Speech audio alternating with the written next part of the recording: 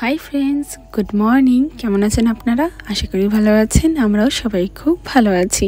তো আজকে হলো সোমবার, এখন বাজে ঘড়ির কাঁটায় প্রায় ওই 7:40। তো এখন থেকে ব্লগটাকে শুরু করছি।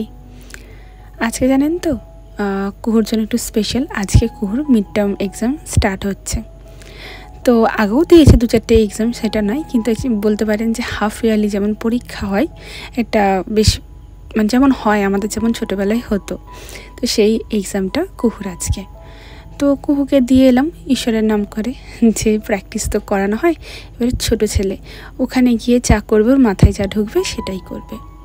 তো ঈশ্বরের উপরে ভরসা রাখি, মানে একটা পরিশ্রমও আছে, আবার সাথে আমি তার উপরে বিশ্বাসও করি সব ঠিক হয়ে যাবে।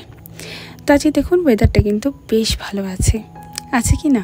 আকাশটা দেখুন একেবারে মানে নীল, কি সুন্দর, মেঘ নেই, ঝলমলে রোদ, বেশ ভালো লাগছিল। তাদের মনটাও বেশ খুশি লাগছিল।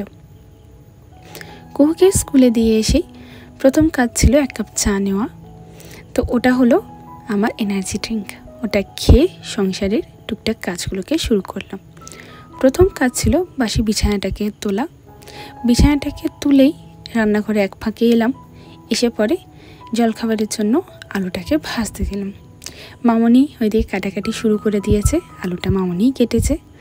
কাটার ধরনটা দেখে বুঝতেই পারছেন এত ফাইন চপড আমার নয়, আমার একটু মোটা মোটা হয়ে যায়, কারণ ছুরির ধার নেই, আর পারিও না কাটাকাটিটা ঠিক করে করতে। তো মামনি সমস্ত কাটাকাটি করে দেয়।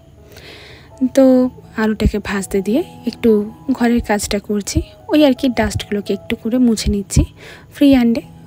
যেটুকুন আধ ঘন্টা সময় থাকে কাজের ফাঁকে ফাঁকে ঘরটাকে একটু করে পরিষ্কার করতে থাকি। এই কাজগুলো জানেন তো প্রথমে কিছুই পারতাম না। বিয়ে শুরু মানে যখন ছিল, এসব কাজের জন্য অনেক বকাও খেয়েছি, কিন্তু সেই মুহূর্তে হয়তো একটু হলেও খারাপ লাগতো, সত্যি কথা বলতে। কিন্তু কি, যত সময় যাচ্ছে, শেখার তো শেষ থাকে না, যত সময় যাচ্ছে মানে মানে রিয়েলাইজ করে দেখি যে না, সত্যি কাজের কিন্তু শিখতেই হয়। দেরিতে হলেও একটু আধটু কিন্তু কাজ শেখা প্রত্যেকটা মানুষের জন্যই ভালো। যেমন বিয়ের আগে একদমই আমি কাজ করতামই না বলতে পারেন, রান্নাঘরে ঢুকতামই না, বাবা মা ঢোকাতেও না। কিন্তু আমি কিন্তু আমার মেয়েকে না টুকটাক করে করতে বলি, তুমি এটা জিনিসটা এখানে রাখো। একেবারে না ওইভাবে মেয়েদের করা না, মেয়ে কেন ছেলে বলো, সবাইকে একটু না নিজের কাজটা না নিজে করে নিতে হয়, তাহলে পরে গিয়ে এই এত সমস্যা হয় না। যতই হেল্পিং হ্যান্ড থাকুক, নিজের কাজটা তো নিজেকে পরিপাটিভাবে করতেই হবে দিন শেষে, নাহলে কে কতদিন কারোর পিছনে করে দেবে বলুন তো? একটা সময় না সব মানুষই হাল ছেড়ে দেয়। তো এর থেকে ভালো যে নিজের কাজটা যদি সময়ের মধ্যে শিখে নেওয়া যায়, তার থেকে আর ভালো জিনিস হয় না। তাতে শরীরও ভালো থাকে, চিন্তাভাবনাও আসে না, শান্তিও থাকে, আর নিজের ঘরটাও পরিষ্কার পরিচ্ছন্ন থাকে। তো ওটাই মনে করি, মানুষ তো অভ্যেসের দাস। হয়তো প্রথমে না পারলেও করতে করতে কিন্তু অভ্যেস হয়েই যায়। আমি আমাকে নিজেকে দিয়ে আমি বলতে পারি যে দেখুন, অনেক কাজ কিন্তু আমি সত্যিই শিখে গেছি। আপনাদের সাথে গল্প করতে করতে অনেক কটা কাজ কিন্তু আমার হয়ে গেছে। তার মধ্যে এটা আগে দেখে নিন, মামনি নতুন 2টো ননস্টিকের কড়াই আর একটা ওই হাঁড়ি টাইপের বলতে পারেন, বা কি বলে এগুলোকে, এটা তো ননস্টিকের ফ্রাইং প্যান বার করেছে, একটা হাতা বার করেছে, একটা খুন্তি বার করেছে, আর একটা হাঁড়ি টাইপের ডুবকো টাইপের, ওখানে বেশ মাংস বা কিছু করা যেতে পারে। তো সেটাকেই আমাকে দেখাচ্ছে আর আমি আপনাদেরকে দেখালাম। তো জলখাবার খেতে আমার বড় বসে গেছে, আমি একটু পরেই বসবো। এরই মধ্যে ভাবলাম যে একটুখানি এই ওয়ার্ড্রপগুলো বলুন বা দেওয়ালগুলো ভালো করে একটু পরিষ্কার করে নিই।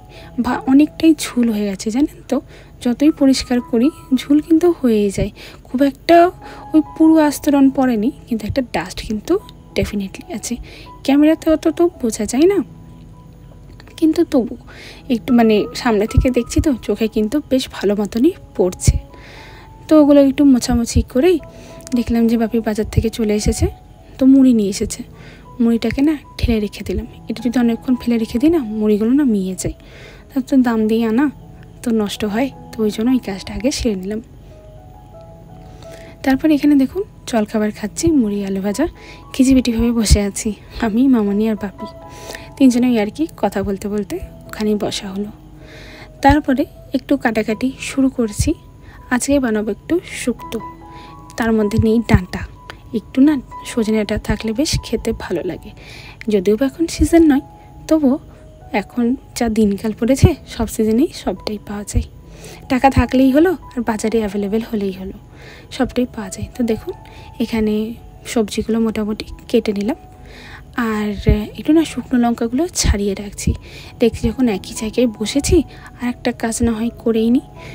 কী হয় বলুন তো, শুকনো লঙ্কাগুলো যদি একটু ছাড়ানো থাকে তাহলে না রান্নার সময় সুবিধা হয়। তো এগুলো ছাড়িয়ে একটু জামা কাপড়গুলোকে আমি ভাঁজ করতে গেলাম।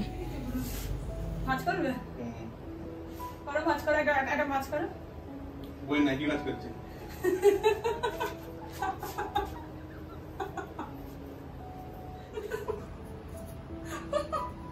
অমনি লাগে কিন্তু আমার, সত্যি লাগে। মারতে যাচ্ছে।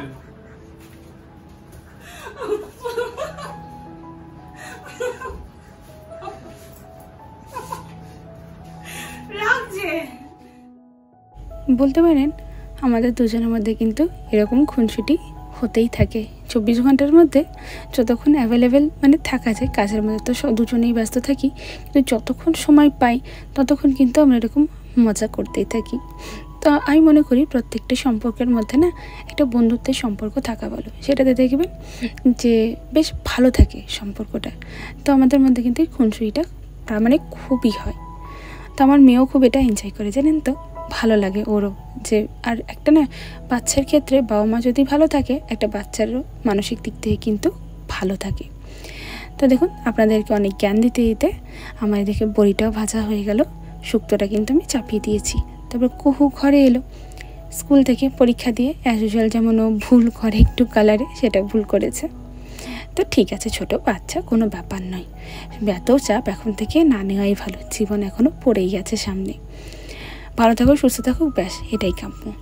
তো এসে বাড়িতে অ্যাজ ইউজুয়াল ওর জিদ, এটা চাই সেটা চাই। ওর বাবা বুঝছে, আমি দেখছি যে কড়াই চাপানো আছে, লেট করা যাবে না। লাইট চলে গেলে তখন রান্না বন্ধ, যখন আসবে তখন হবে। তো কারেন্ট থাকতে থাকতেই যত তাড়াতাড়ি সম্ভব রান্নাটা চাপিয়ে নিই। এখন বেশিরভাগ রান্না না আমরা ইন্ডাকশানেই করছি, গ্যাসের যা দাম বেড়েছে, আর হু করে গ্যাস করলে না খুব তাড়াতাড়ি শেষ হয়ে যাচ্ছে, জানেন তো। আর ইন্ডাকশানে না তাড়াতাড়িও হয়ও, তো সেই জন্য ইন্ডাকশানে করার চেষ্টা করছি। তো শুক্তোটা এইদিকে মোটামুটি চাপালাম, আর সবজি টবজি আলাদা করে ভাজি না, শুধু করলাটাকে মানে আলাদা করে ভেজেছিলাম, আর বাকিগুলো মোটামুটি সব একসাথেই ভেজে দিয়েছি। মেয়েদের খাবার তো ভালোই হয়, আর করতে করতে একটা অভ্যেস হয়ে গেছে। আমি জানি যে এইভাবে করলেও রান্নাটা ভালোই হবে, খারাপ কিন্তু খুব একটা হবে না। তো শুক্তোটা এই চাপালাম, দেখতেই পেলেন। তারপরে একটু রূপচর্চা ত্বকচর্চা না হয় করা যেতেই পারে, কারণ পুজো সামনে আসছে। তো ওই আর কি, একটু ফেস প্যাকটা লাগাই। সারাদিনে কাজের মাঝখানে যদি সময় একটুখানি নিজের জন্য থাকে ভালোই হয়।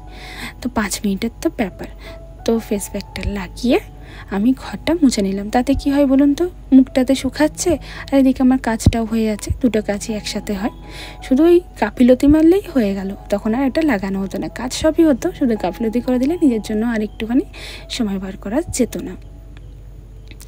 তো ঠিক আছে, ভাবলাম যে স্নান করতে যাব, কিন্তু আমার মেয়ের জিদ, এখন বুঝতেই পারছেন, এখন মাকে হতে হবে আর্টিস্ট, মানে হলো ড্রয়িং করে দিতে হবে।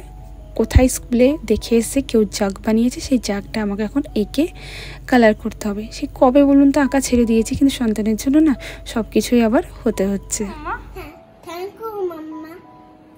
ওয়েলকাম, খুব খুশি। অন্যায় আবদার, জগ বানিয়ে দিতে হবে। কার দেখেছো তুমি এরকম জগ? অন্না, এই মুখ থেকে চুলটা বার করো। আবার কি চুলটাকে মুখে দিচ্ছ? তো এরপর যাবো স্নান করতে। বাইরের ওয়েদারটা না বেশ ভালো লাগছে, বেশ ঝলমলে রোদ উঠেছে, বেলা অনেক হয়েছে, কিন্তু দেখুন রোদটা কেমনভাবে এখনও অবধি আছে, ওই জন্য আপনাদেরকে দেখালাম।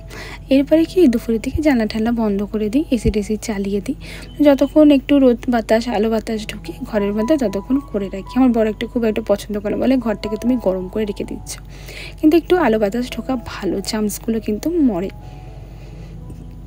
এরপর যাচ্ছি স্নান করতে, কুহুর তো স্নান আগেই হয়ে গেছে, তারপর কি ওকে খাওয়াবো, আমরাই খেতে বসবো।